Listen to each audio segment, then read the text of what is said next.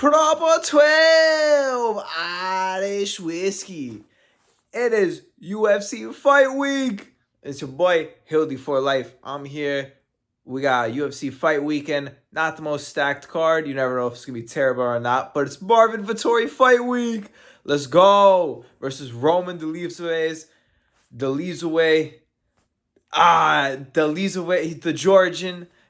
I'll get his name right soon. Forgive me. But yeah, it's Marving Vettori Fight Week. It's been a minute since we've seen him compete. I'm looking forward to seeing him. We haven't seen him fight since I think July 2023 against Jared Cannonier, where he lost unanimous decision. And we've been seeing Romanas Delisaway. He's been active for a while now. What else has Marvin been doing? Marvin Vettori's been with drill rappers, Italian drill rappers, starting fights in boxing leagues in the stands, fighting Brendan Allen in casinos. Dude's just been going crazy, doing everything but fighting. But we got him back this weekend, so let's go with that. Romanov came back. He fought Imavov, gets absolutely beaten up, destroyed, arguably loses every single round, I believe. Then fights Anthony Smith at 205 on a short notice fight, beats him in a unanimous decision, a boring fight. Then back at middleweight, defeats Kevin Holland ground and pound round 1. And yeah, that's where he's been on a 2-fight win streak. And so now we got Marvin. Marvin's been chiming in with he's been creating some beefs on Twitter. So with the start of everything, the lead-up goes to Conor McGregor and Khabib. And this is where it branches off. So I'm going to read the tweet to you, what Conor said. Basically, Khabib was calling Conor like the R word. And Conor wasn't having that. So Conor responds on Twitter. And I'll read his tweet. There's some words I can't say, although I wasn't the person who said it. It was Conor McGregor who said it. So, and it's written in words. So in the court of law, I should be fine to say it. But I do not have any passes to say it. Nor do I have any people around me to give me the pass in order to say it. And I'm not trying to be in some situation where I can get canceled this early on. So let's start this off. We'll read his tweet. I'm reading my best. 15 minutes at Dona Aldo in 15 seconds. Show your wife. Show your kids.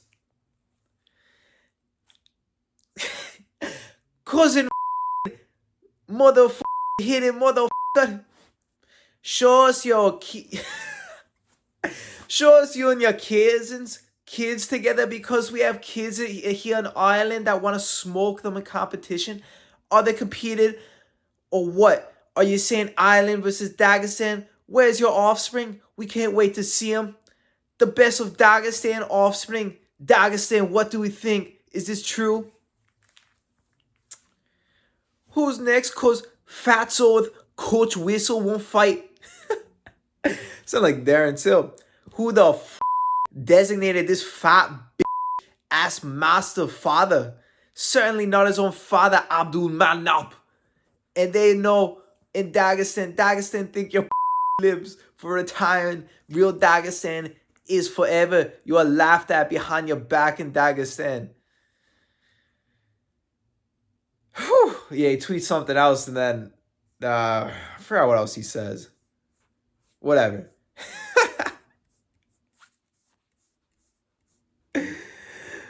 So then we have Joaquin Buckley who chimes in. And I'll read this in Joaquin Buckley's voice. Surprised DC didn't mention nothing about Conor calling his brother Khabib or inbred. I feel like we getting way too comfortable with anybody saying nowadays, especially in the UFC. With that being said, starring Trem back again, saying /ER around me, lay hands around you. And then puts the double hands up emoji. And then Marving Vettori chimes in. I'll do this in the Marving Vettori accent. Nah.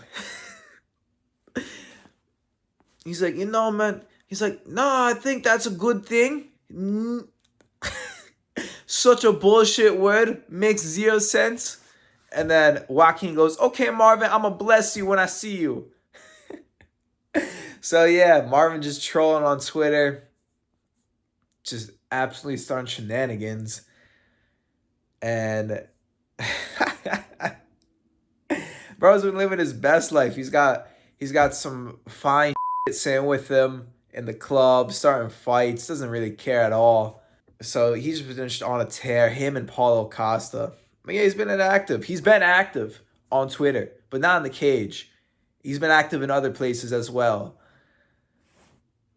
Oh, Marvin Dolidze, he's been active. Now, in the rematch, who do I favor? I'm favoring Marvin Vettori. Why is that? Because I do not see Roman Dolidze beating Marvin Vettori by knockout. That's not going to happen because Marvin Vettori has a Minecraft head, and you're not knocking his chin down. That man's chin is insane. So I think Marvin, his cardio is better. He has really good wrestling and grappling. He's a known grappler. And he's been working on his Muay Thai. I remember in the first fight, he was kicking so much. He beat Roman. He outclassed him unanimous decision. So I just see him. I don't see him finishing Roman. I don't see him finishing Dolidze. I think he wins by unanimous decision though, and just Roman gasses out and loses. That's how I have it. I think Marvin comes back and wins, and then on the mic goes, "Aah!" And then says some nonsense on the mic, and then calls some people out like, "I'm back, man. I'm back." He's, "I'm back, man. I'm here with my penny vodka, and I'm back." But yeah, that's how I have it going. Now, not too much exciting big names on this fight card. Could be a good card. Not the most exciting names. However, this one matchup that really caught my eye. Ryan Superman Spann versus Waldo Cortez Acosta at heavyweight. So this is Ryan Spann's heavyweight debut, I believe. You could check me on that. But that's an interesting fight. 3 rounds. And I'm not going to lie, Waldo Cortez is a good heavyweight. You know, he just fought that big Cuban heavyweight, and people are like, oh, like it was boring or whatever. Dude, he took that monster down. He had to wrestle with him. He should not have striked with that beast at all. So he fraud checked that guy, but he showed what's up. So he has good wrestling. His striking's improving. I think he's got power, great chin. So I'm favoring Acosta in this match. However, Ryan Superman Spann, he's not going to have to do the weight cut. I think he's taking this camp seriously. I mean, he lost against Nikolai Krivlov. I think I'm pronouncing his name right. He lost by triangle choke, and he's had some ups and downs. But him at heavyweight, I'm interested. He has that power, man. His power is just something else, though. So he can hit Acosta. I don't know if he wants. I know he's gonna jump with the ghillie because he has submissions, but Acosta's probably gonna wrestle with him. Waldo is gonna wrestle with him in the first round, I believe, because we're gonna see Ryan Superman Spann at heavyweight. So he's gonna catch him and finish him in round 1, or I'm gonna take Acosta. I'm gonna take Waldo Cortez, Acosta. It could either be a round 3 finish or a unanimous decision. But I'm picking that if Ryan Spann doesn't finish or do anything major, like doesn't finish him or rock him or do anything to really drastically change the fight in round 1, I think Waldo is going to beat him up, beat him down, wear him down, and possibly finish him in round 3 or get the unanimous decision. That's what I'm going with. That's my pick. However, that's going to be an amazing fight. So look out for that one. That's the featured prelim of this card. I can't believe this isn't on the main card, but this is the fight I'm looking forward to the most. With all that being said, moving on, a lot of interesting fights have just recently got announced at UFC Demoises in Illinois, I believe it is. So this card's stacked. We have for the main event, we have Corey Sandhagen versus Davison Figueiredo. They just added Bo Nickel versus The Riddler. That's going to be a good fight. I'm excited to see because Bo Nickel's taking on a big challenge. I believe The Riddler was a champion in another organization. So to be throwing someone like him, The Riddler, though, Bo Nickel that early, that's a huge fight. Because I was thinking Bo Nickel should be fighting some, lesser ranked guys. I think the Riddler is only like top 13 or 15, something like that. But I feel like they should give Bo Nickel like a couple more chumps, like someone with like on their way out or not as much as like skill or experience. But they're throwing him someone who's good. The Riddler has a good gas tank. And he was a champion in another organization. I forgot which organization that was. He's not really a striker. Big dude. He's a real big lad. But Bo Nickel, NCAA champion. I think he's a 3-time NCAA champ. Striking's improving. He's got a good chin. He beat Paul Craig in his last fight. Paul Craig, man, I'm coming for you a lot. He beat Paul Craig. People were like, oh, he looked boring in that fight. He didn't even wrestle. He just strike the whole time. I mean, he found the best way to beat him. But I think with the Riddler, because the Riddler is a really good grappler, so he's going to want to grapple. And I feel like if Bo Nickel's not going to shoot the takedown, the Riddler is going to go in for the takedown. He's going to be like, all right, I'm going to wrestle then.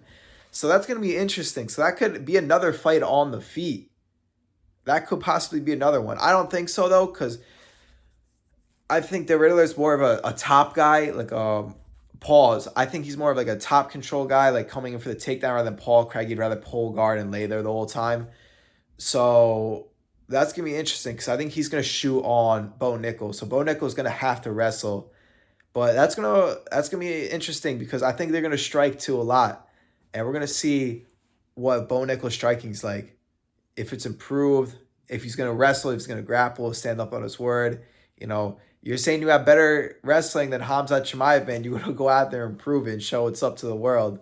Don't be afraid to take that shot, Bo Nickel. I understand Paul Craig's a beast. Submitted Ankalaev, submitted Jamal Hill, submitted Nikolai Krivalov. You don't want to go to his guard. I understand, but you got to show some levels, man. Anyways, I'm rocking with my man Bo Nickel, NCAA champ, Penn State University. Let's go, Bo. American USA. Now, what else got announced this card? Oh, Jeremy Stevens versus this lad. Who did Jeremy Stevens just get recently announced to fight? Jeremy Stevens versus Mason Jones. So Mason Jones, I think he's like 1-3 in the UFC. His last fight was Tom Aspinall, Curtis Blades, lost unanimous decision. Jeremy Stevens wasn't doing the best in the UFC. Jeremy Stevens. Oh.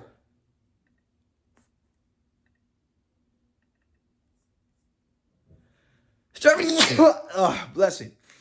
Oh, goddamn. Yeah, so Jeremy Stevens, when he was in the UFC, was not doing good. He last fought in July. When did he last fight? Jeremy Stevens last fought July 17th, 2021.